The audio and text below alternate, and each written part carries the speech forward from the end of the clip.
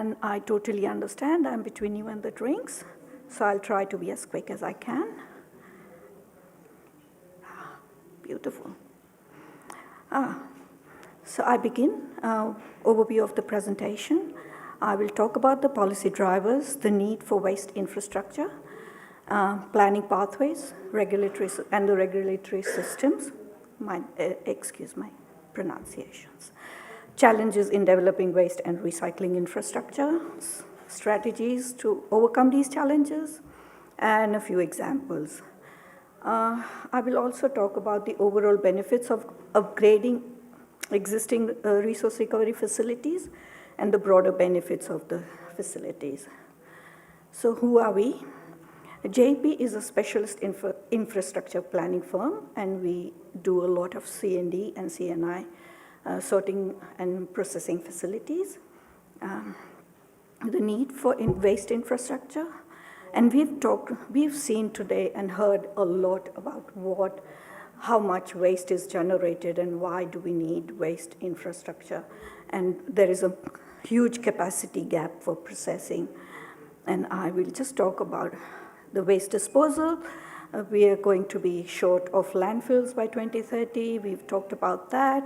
And these are some stats around some selected waste streams where under the ideal scenarios, the capacity gaps would be massive. And so the policy drivers, again, the regulations, we've heard a lot about that. So I will skip that too. I'll talk about the planning and regulatory system in New South Wales. So the application and the application process is categorized in three major categories: is the local, the designated, and the state significant development. And they are depending on the tonnages of the waste processed in that particular category. The documentation requirements is the statement of environmental impacts for a local development, and EIS for, and EIS for designated development, and an EPA license for state significant development as well. It's EIS and environmental protection license.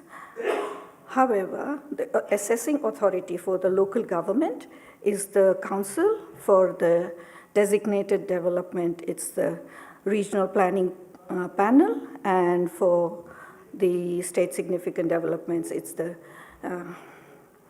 minister or the planning commission. These are some of the other categories, and the waste tonnages are on the screen, you can see, and it's got all the stats around what are the documentation requirements, what's the licensing requirements, and what that entails is that this process takes so long. And we've heard a couple of times now that it takes anywhere between 2 to 6 years. And we just heard from Gotera that a simple thing like a car park would take anywhere between 2 months, or just a truck turning path would take 3 to 4 months. So it takes time. So these are some of the challenges, challenges in developing a waste and recycling infrastructure in New South Wales, and particularly in the metropolitan Sydney. What happens is there is limited site availability. And if there is, then the affordability is another big factor. Strong competition between the buyers for the industrial properties and other commercial buyers is massive. So again, they drive the prices up, and which makes it even less affordable for people who really want to go and get a site. And we've heard previously that site selection is important, but in greater metropolitan Sydney, we have to just work with what we have and not go for a site selection, find out the perfect site, because that's never going to happen in Greater Metropolitan Sydney. Diverse community views on waste and recycling facilities. Again, NIMBY approach. People do not really want a waste facility, even though they want the recycling to happen, they don't really want it near their properties. And of course, they consider every waste facility to have odor issues, where a lot of these would not even have odor issues or even noise issues. And I just talked about the residential areas, people not really talking, like, not accepting the waste facilities within their area. And another issue is sensitive receptors. So the environmentally sensitive receptors and the social sensitive receptors are another major issue when we are processing the applications, putting up, and when there is a community engagement.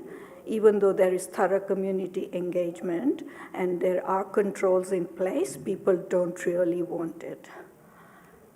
And then resistance from the consent authorities in approving new innovative projects is a big thing. So how do we overcome some of the challenges? Some strategies to better manage the throughputs are expanding and enhancing existing facilities. They're already there, upgrade them and move and help people enclose the facilities so people and the communities, local communities understand that yes, it will be enclosed facility. It will kind of help overcome a lot of noise, dust, and other environmental issues. Increasing in the operating hours. And improving the efficiency of the operations. So and I'll talk about those examples in the next slides. So better site utilization, increasing the GFAs of the operation, and relocating truck parking off-site. Some of the facilities, even now, they have truck parking on site. If we move that to another site and better utilize the site within the Greater Metropolitan Sydney, that would help. Improved environmental management and performance, having better controls, putting up better best management practice systems in place helps. And of course, repurposing. Some of our projects have been repurposing, so just sorting at one place and then moving the processing to another site, which helps break down that the full scale impact of the facility. And expanding the footprint of the facility again, getting a neighboring site if we can, and then go ahead with that. So Grima recycling was one of the expansion and enhancements. Originally, it was approved for 27,000 tons per annum, paper and cardboard baling line installed. And what we did here was, on the site, it was just a shed. We extended the shed in the front and then had another undercover storage facility and separated the chemicals from the actual storage of the materials, and which helped better manage the site. They also started accepting plastics, and then the tonnages were almost tripled to 75,000 tons. Another one is A1 skips in Tweed, and this is in a flood zone. However, the site is enclosed, and there is it was only approved for 6,000 tons per annum, but we improved the way the processing worked internally within the site, changing the layout of how it operated, and then having the outdoor storage areas and undercover, so that does not impact on, so if there's rain, then it does not wash the materials. It's C&D material processing facility, so any waste, any sediment running into the Stormwater would be affected, and we got the approval for almost 2.5 times, that's 15,000 tons per annum at the same facility.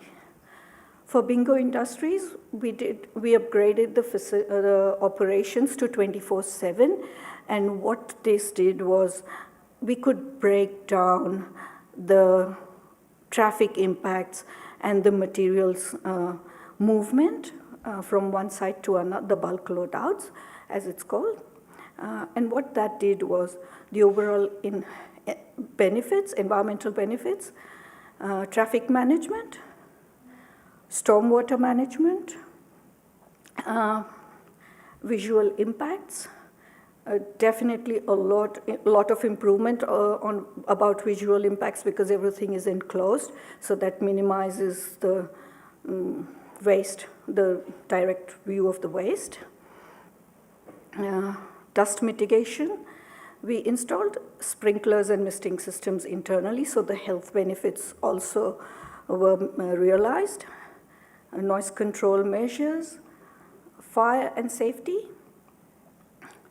and then the environmental benefits.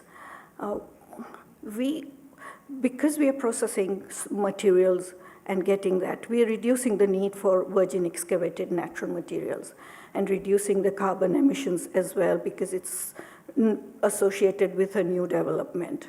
And of course, it promotes circular economy, kind of a resource recovery facility, putting the waste back into the system. Economic benefits, reducing the need for new land, which is rare in metropolitan Sydney, and job creation in the area.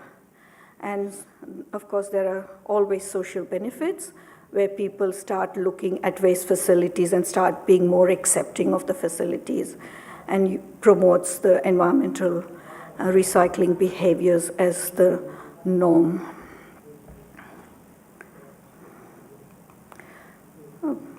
And oops.